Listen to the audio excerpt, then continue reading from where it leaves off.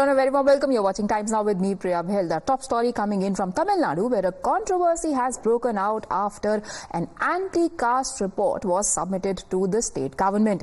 Justice Chandru Committee has recommended prohibition of sacred wristbands, forehead markings or tilak from schools and any representation of caste in school names. The one-man committee was constituted last year after the brutal attack on school-going siblings in Tirunelveli district. The BJP has now objected to the committee report and its recommendations, calling it anti-Hindu. Let's take a look at what the committee recommends. The report submitted to Tamil Nadu government actually says that the government must prohibit school children from wearing sacred wristbands, any form of rings, and it also asks for a complete ban on any forehead markings like a tilak. The BJP is now asking why hijab has not been mentioned, saying that it is targeted only at one particular religion. The one-man commission report submitted by Justice Chandru to the Chief Minister, it is discriminatory in character.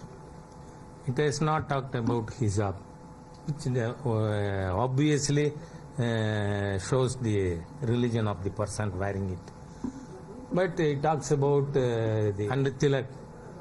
So all these things are aimed at Hindu community. That is why BJP wants the Chief Minister to fully reject the report. Now he equates each colored thread to a particular caste. It could be, I am not saying it is not. But generalization is only like making it the whole process trivial. And vibhuti kunkumam, a separate word is used, that also we don't agree. Because in a secular society, that to a secular school place, every community should have the right not to get their sentiments hurt. That is something which we are objecting. Now, the DMK is, however, defending the report by saying that it was specifically meant to stop caste-based discrimination not related to religion, and therefore it does not mention any other religious symbol apart from Hinduism. What he says is, from what his statement I understand, is that he wants caste fight to remain and religious to be included. See why it is about a fight between two various castes of Hindu religion. It's not about a fight among Muslims or among Christians. This report was made because of the fight which is happening between various Hindu castes. So for which the identity should be removed as a normal thing wherever there is a caste clash. Tarini, ever since the details of this report came out, there has been a lot of political back and forth and war of words. But tell our viewers, what was the basis of, or what was the trigger of this report, this committee, one-man committee being constituted? Is there statewide data that shows that there are rampant caste-based violence incidents that are taking place in schools in Tamil Nadu?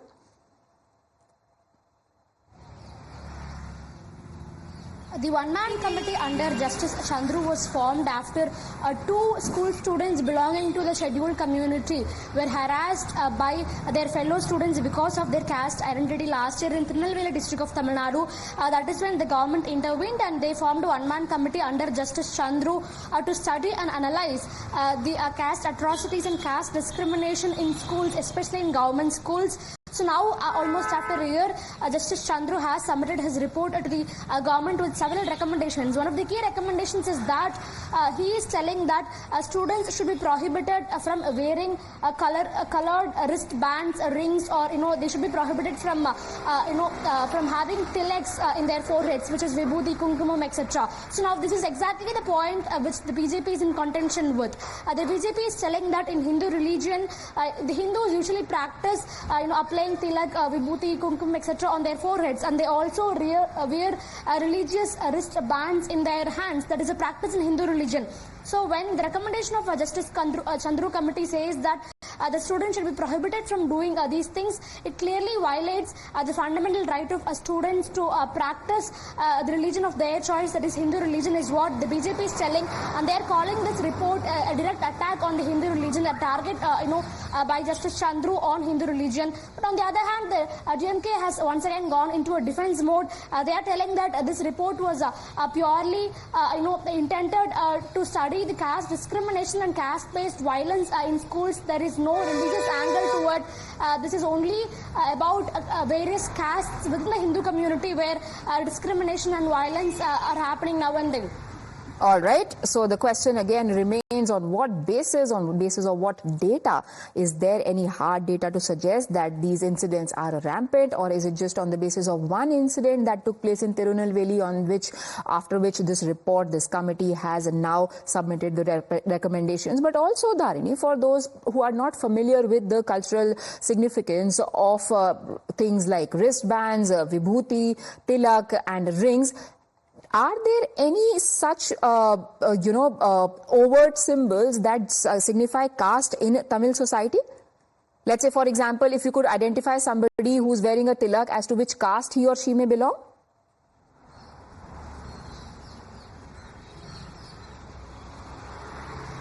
So, of course, in Hindu religion, it is a known fact that, a red colored kumkum and, orange colored santanam, that is usually, being, kept in the forehead by the practitioners of Hindu religion, and they also wear red, black and, yellow color bands in their, wrists.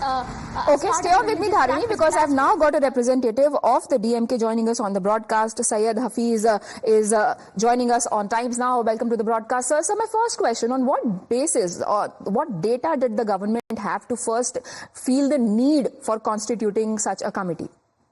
See, this committee was constituted after a couple of incidents involving school students. There have been violent incidents because of caste, where a 11th standard Dalit student was attacked by a junior student from an upper caste, allegedly from an upper caste.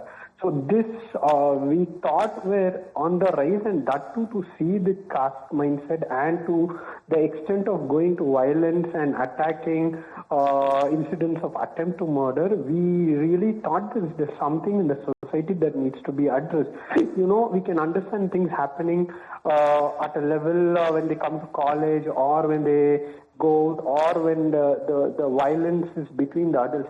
It is starting to happen in the society at very young age. So that was something worrying for the government. Hence, we decided to set up a committee and find out where all things needs to be addressed, so that the caste supremacy or the feeling of caste that is there in the school students should go, and there should be unity and there should be brotherhood, irrespective of caste or anything for that matter. But do you think, sir, these recommendations are feasible? For example, not using the caste of students in their registers. How does that pan out in practical life? Are the students not allowed to use their full names now? See, Tamil Nadu has a habit of not having a caste name behind the name. So there are only surnames, but for at least in the majority of the places, there are no caste names. That has been an initiative of the Dravidian movement, where even the leaders who were previously addressed with their caste surnames have been taken out. Let it be naming of roads or Subri. There is no such incident. That is very, very minimal when it comes to see that in reality. The feasibility is totally a different thing altogether, but for all principal purposes, that what we see is that there should not be any caste-related violence, and this committee is addressing on issues that will eradicate the feeling of caste as something. No, but sir, feasibility is actually the most important thing. One can make recommendations, you can hope for an ideal world, but unless you can implement what you are hoping to do, and it might be a great idea theoretically to say that we want an equal society where nobody should discriminate against each other, irrespective of caste, religion or anything else. But you are saying feasibility is a completely different matter. It is not. It is actually the center point of this particular report. If you can't implement it, then why recommend it? Let me complete. There is no question. I never said that it is not at all feasible. That is a matter of discussion, and that can be that. See, the recommendation of this committee are very practical. It is very simple to say that there is to be strictly on attendance order that the seating has to be placed. Where is the question of feasibility in that? So that there is no grouping among the students from the similar caste. Okay, so let me interrupt you there. You're talking about grouping of student of similar caste. Now, from whatever little I have read about the schooling system in Tamil Nadu, your governments have special initiatives, special series of chain of schools that are called Kalla Reclamation Schools and Adi Dravidar Welfare Schools. Now, this report recommends that you are not going to use caste-specific epithets. Does that change anything? People will know that those are focused for backward class students. Students who are attending those schools will also be identified. If you have to control violence, aren't there better ways of doing it? See, you have totally misunderstood the school system. These Adi Dravidar welfare schools are exclusive schools which are run by the Adi Dravidar ministry. That is particularly for the students who are in remote areas where the population is predominantly scheduled caste. So there is not going to be somebody else who is going to go there and create a fight. But sir, then again it is about grouping, no? So are you saying that you are creating that kind of schools where only one particular caste students will go? That is again segregation. You are not understanding. This is an idea to do a social justice where the education is not accessible. But sir, social justice is about equality and harmony, as you have pointed out, and the report also very rightly points out. It is not about ghettoization. That means you have to eradicate the SC reservation system. No, sir. Nobody has to eradicate anything because DMK government is now looking at a proposal which says that caste should not be mentioned. There will be a ban on caste. So what happens to all these schemes that are caste-based and caste-specific? Are you going to do away with them? Are you, for example, not going to commemorate B.R. Ambedkar's birth anniversary anymore? No. The understanding of the social justice from your point, I feel, is very hollow. Just by taking the caste name, you are not going to deprive a Dalit student of his right of reservation. So these are symbolism of caste. We are looking at eradicating the symbolism of caste rather than empowering the oppressed. So these are two different things which run parallelly. So when you are eradicating a symbolism of caste, that doesn't mean you are not going to help them. This Adi Dravidar school system is a school system to empower the oppressed people to come into the school system. They have been deprived of education. They feel that they have been marginalized. Definitely. For them to start. Definitely, and to provide empowerment to those marginalized, what I think what generally people should do is to not make them feel ashamed of their caste. Even if the purpose is to foster harmony, then there should be moral sciences classes. Then the teachers should educate children so that there is harmony and there are rules and regulations in place. They should perhaps be implemented in a better way to ensure that there is harmony and no differences amongst the students. But there are several very, very raging debates over this issue. Thank you, Mr. Hafiz, for weighing in with your opinion on this matter. We shift focus